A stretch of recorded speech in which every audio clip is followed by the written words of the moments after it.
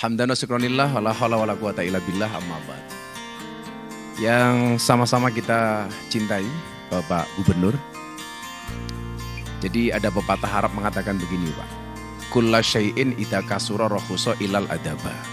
Segala sesuatu itu kalau jumlahnya banyak pasti murah kecuali adab. Itu artinya apa? Kalau kita pengen mahal itu gampang, jadilah yang sedikit. Karena barang itu kalau sedikit berarti langka, kalau langka berarti antik, kalau antik harganya mahal. Kiai itu banyak, Pak. Tapi yang ngurusi lokalisasi jarang. Gus Miftah. Berarti Gus Miftah itu langka. Karena langka antik, karena antik harganya mahal. Gitu. Gubernur dengan segala protokolernya itu banyak. Tetapi yang out of the box itu jarang. Siapa? KDM. Berarti KDM langka. KDM antik, berarti KDM mahal. Karena out of the box. Maka mudah-mudahan kinerja yang seperti ini bisa dipertahankan secara konsisten. Konsisten itu bahasa Arabnya apa, Pak? Istiqomah. Dan saya sampaikan kepada KDM, istiqomah itu pasti berat. Kenapa? Karena kalau ringan namanya istirahat.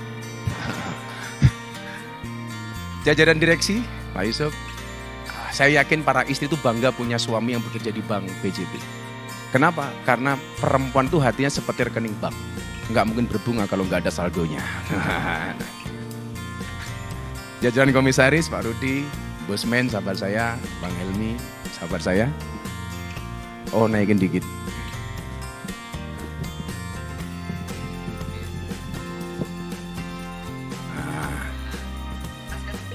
Tas, inilah hebatnya Gubernur Jawa Barat. Jangankan warga Jabar dan Bapak Ibu, baik yang langsung maupun melalui virtual yang saya banggakan. Saya bersahabat dengan KDN ini bersahabat yang tanpa pamrih. Saat beliau ada masalah saya datang, saat saya ada masalah beliau datang. Maka pernah saya sampaikan di hadapan Bapak Presiden, jangan bangga punya teman segudang. Di saat kamu punya masalah, gudangnya menjadi kosong. Tapi banggalah dengan satu orang sahabat. Di saat Anda punya masalah, dia punya 1000 cara untuk menolong. Makanya di dunia ini kita cari sahabat, Pak. Komunitas itu. Apa beda teman, pacar, dan sahabat? Teman itu adalah 1000 orang yang datang di saat kamu senang. Pacar, 1 orang yang membuat kamu melupakan 1000 orang.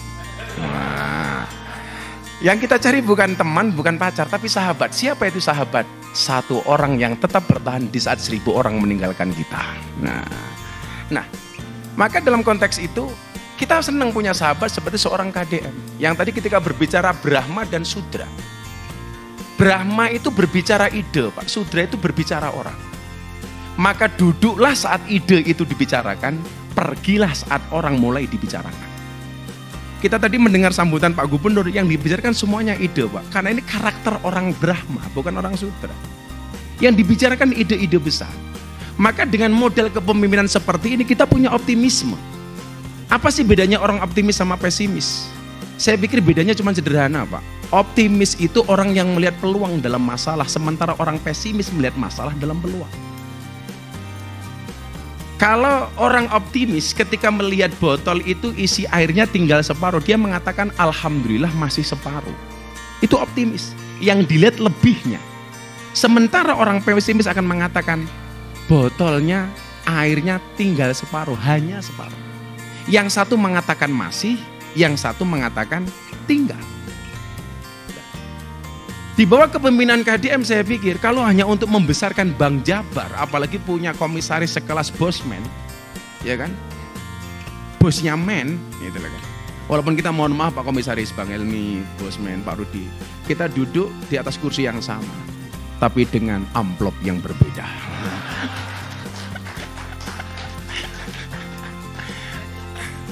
Gak di amplopin, ditransfer sekarang gitu. Nah, pola out of the box inilah yang kemudian dibutuhkan oleh orang Indonesia. Karena Nabi itu ketika menerima wahyu, Pak, cepat, nggak banyak pikir, Pak. Kerjanya cepat. Saya kasih contoh. Nabi Musa itu ketika mendapat perintah untuk melawan Fir'aun nggak pakai mikir, Pak. Kalau pakai mikir kan nggak berani. Gimana dia mikir Fir'aun, melawan Fir'aun, sementara Musa itu adalah anak angkatnya Fir'aun. Musa ini lahir di zaman rejim Fir'aun yang percaya dengan dukun. Saat itu Fir'aun atas bisikan dukunnya membuat peraturan peraturan Presiden Fir'aun. Apa peraturannya? Setiap bayi yang lahir dengan jenis kelamin laki-laki harus dibunuh. Musa lahir di zaman itu, maka ibunya kemudian andilau antara dilema dan galau. Mau dibunuh anaknya, mau dipelihara, dihajar sama Fir'aun. Maka kemudian firosat itu, feel itu datang. Spontanitas itu datang. Makanya Anda jangan kaget kalau Kang Deddy ini kalau kerja penuh dengan spontanitas. Tahu-tahu di jalan ada pemulung datang dibantu. Ada orang susah tanpa pakai BPJS langsung bawa ke rumah sakit. Kalau pakai protokoler Pak, belum sampai rumah sakit pasien sudah mati. Akhirnya spontanis itu datang, ibunya Nabi Musa kemudian mikir menghanyutkan bayi Musa di sungai. Atas izin Allah bayi ini kemudian mendarat di belakang kerajaan Fir'aun. Yang nemu siapa Pak? Istrinya Fir'aun. Namanya siapa? Siti Asyah. Jadi dalam Al-Quran itu banyak gambaran. Ada tipe keluarga yang suaminya baik, istrinya nakal. Ini tipenya, mohon maaf, ada tipe yang suaminya ini jahat, istrinya solehah. Ini tipe keluarga Fir'aun. Asyah itu wali perempuan yang tadi kadang-kadang jadi wali itu. Suaminya baik, istrinya nakal. Mohon maaf, suaminya jelek, istrinya baik. Yang kedua, ada kalanya suaminya itu baik, istrinya nakal. Nabi Nuh. Nabi Pak, istrinya nakal. Yang ketiga, suaminya nakal, istrinya nakal. Abu Lahab. Yang keempat, suaminya baik, istrinya baik. Siapa Pak? Nabi Ibrahim. Nabi Ibrahim aja, jangan Nabi Ibrahim. Nabi Ibrahim itu baik, istrinya baik. Nah, kalau ibu-ibu, kalau Anda suruh milih tipe keluarga yang mana? Fir'aun, Abu Lahab, Nuh, apa Ibrahim? Ibrahim. Dan Anda tahu Ibrahim istrinya 2.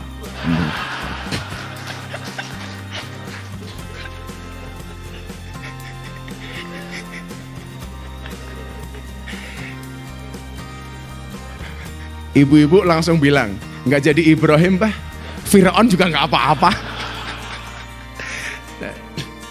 Nah, yang saya mau ceritakan bukan itu Pak. Akhirnya bayi ini dibawa pulang sama Siti Asyah, kemudian ketemu dengan Fir'aun. Fir'aun tanya, ini siapa bayi? Nemu di mana? Di sungai. Laki apa perempuan lagi? Bunuh, kata Fir'aun. Apa kata istrinya? Oh nggak bisa Mas. Kenapa nggak bisa? Peraturan yang kamu buat, bayi yang kamu bunuh itu adalah bayi laki-laki yang kamu cari. Ini bayinya datang sendiri. Nggak bisa kamu bunuh. Ndelala Pak. Ndelala itu kalau bahasa Sundanya apa ya? Apa? Cingcirining. Nah, cingcirining. Fir'aun manut Pak sama istrinya.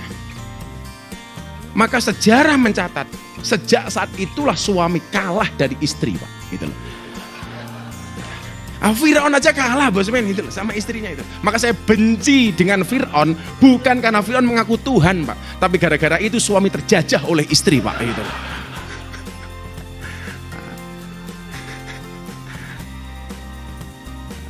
Akhirnya Nabi Musa ini tumbuh berkembang di kerajaan Fir'aun.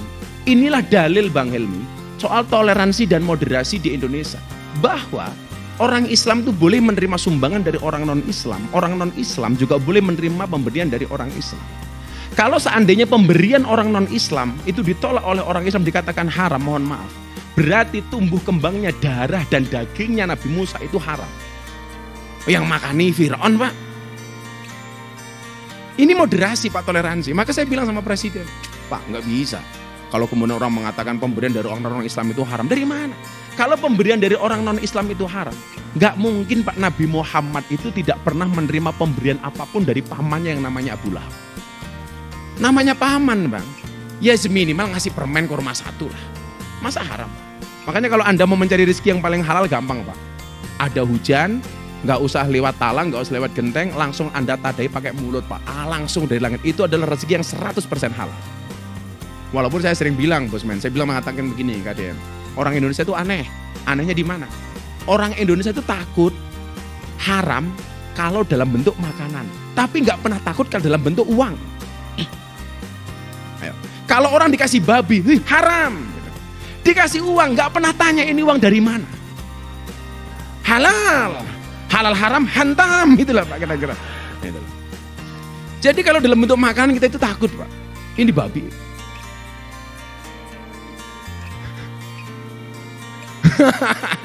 Babi haram, babu halal, itulah. Ini masalah kita itu.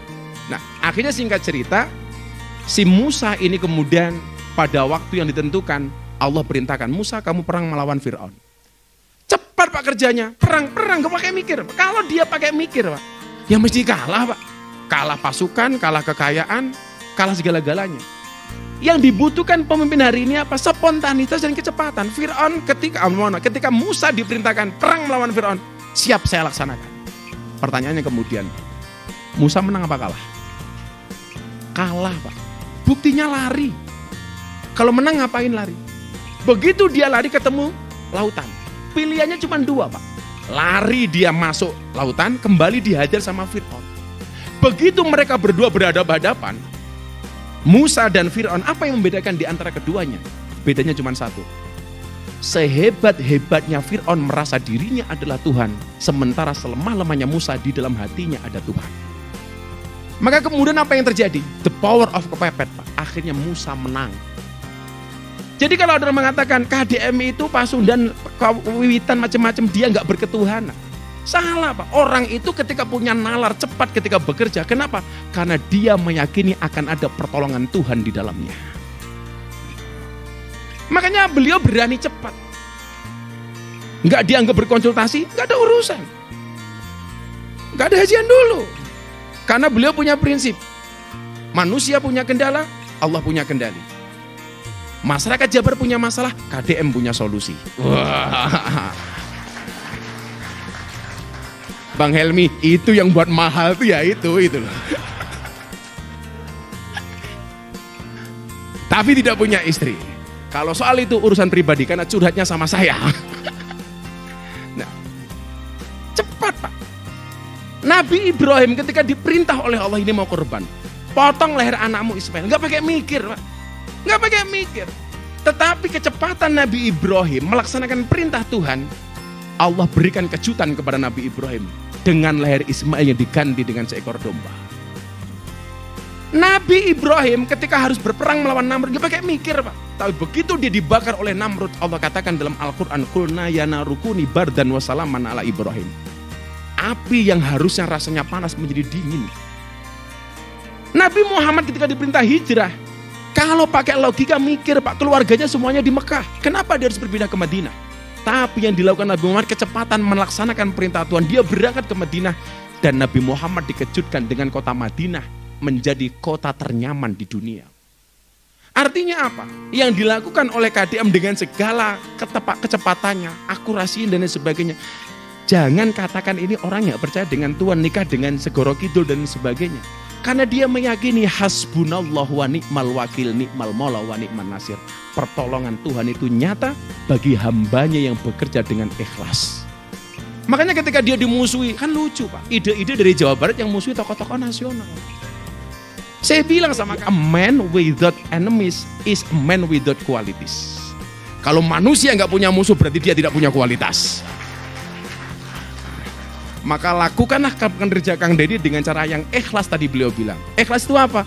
Ikhlas itu seperti keset, diinjak-injak tetap welcome. Nah, terima kasih. Assalamualaikum warahmatullahi wabarakatuh.